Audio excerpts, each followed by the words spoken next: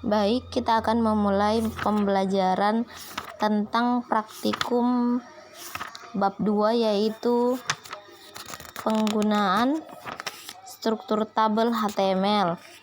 Yang pertama kan kita bahas elemen dasar tabel, kemudian kedua atribut border, ketiga elemen header, keempat elemen caption, dan kelima cell padding dan cell spacing. Jadi hari ini Ibu akan menjelaskan tentang 5 atribut tersebut atau 5 subtema tersebut. Baik, kita akan mulai dengan, jadi bentuknya satu dokumen HTML dengan 5 atribut. Kita akan memulai dengan membuka aplikasi Unwriter. Oke, kita buat baru.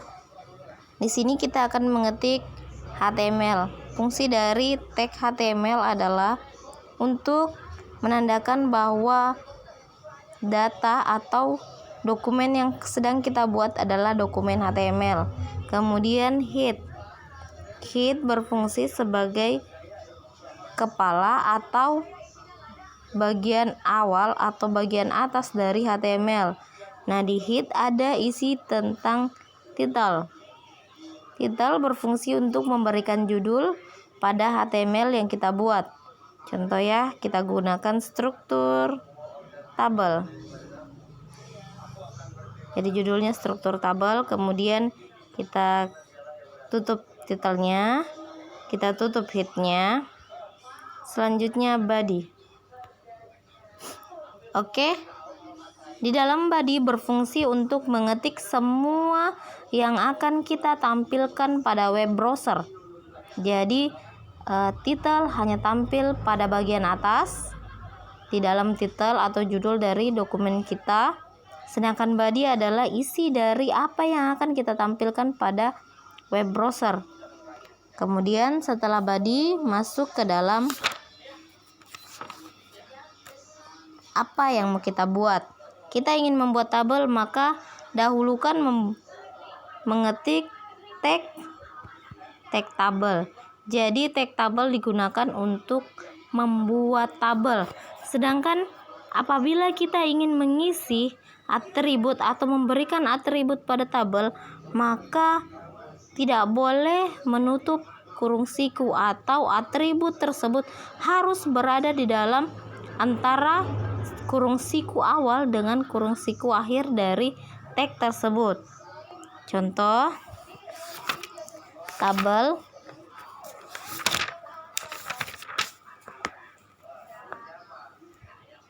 dengan lebar atau width.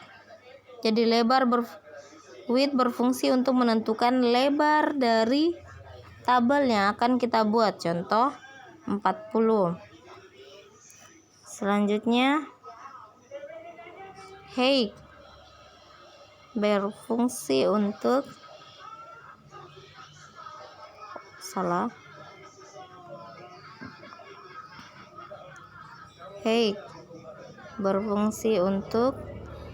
memberikan tinggi tabel atau yang kita buat. Kemudian sudah height, border. Ingat, fungsi border berfungsi untuk memberikan garis tepi. Kita boleh 1, boleh 2, terserah.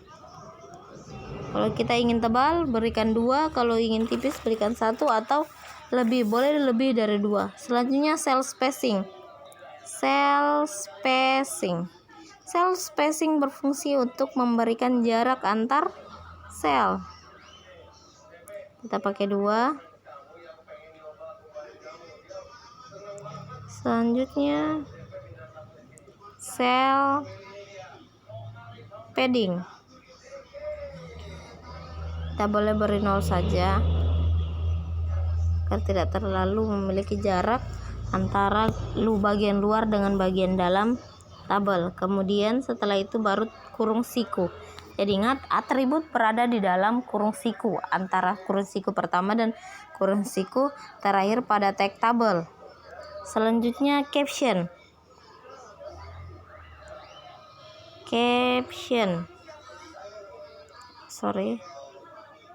Ingat selalu kurung sikunya. Caption kita beri terserah Anda. Data siswa. Kemudian tutup. Selanjutnya, jadi ingat, tabel belum boleh ditutup sebelum kita membuat baris dan kolom. Ingat, tag tabel belum boleh ditutup sebelum kita membuat baris dan kolom. Perhatikan.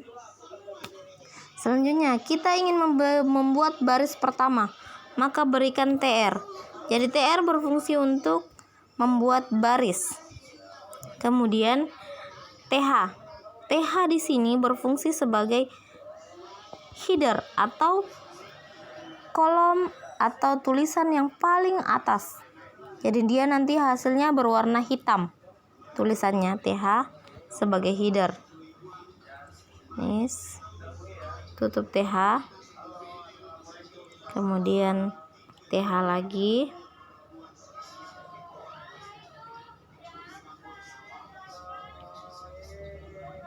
Nama.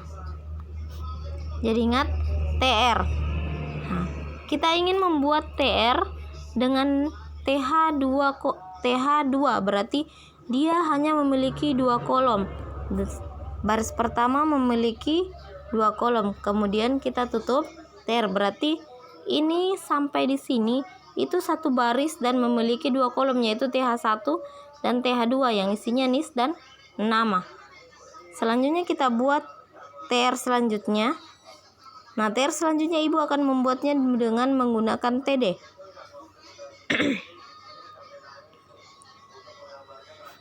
TD.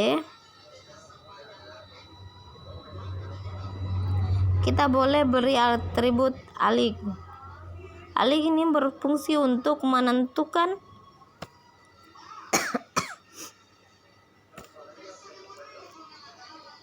posisi dari teks yang ada di dalam TD tersebut atau kolom tersebut. Contoh, kita pilih center. Center berarti dia berarti rata tengah. Nah, setelah itu isinya. Ingat, TD atribut tutup baru ketik isinya. Isi dari tabel yang akan kita buat. Kemudian tutup TD-nya. Selanjutnya seperti itu lagi TD. Isi alignya.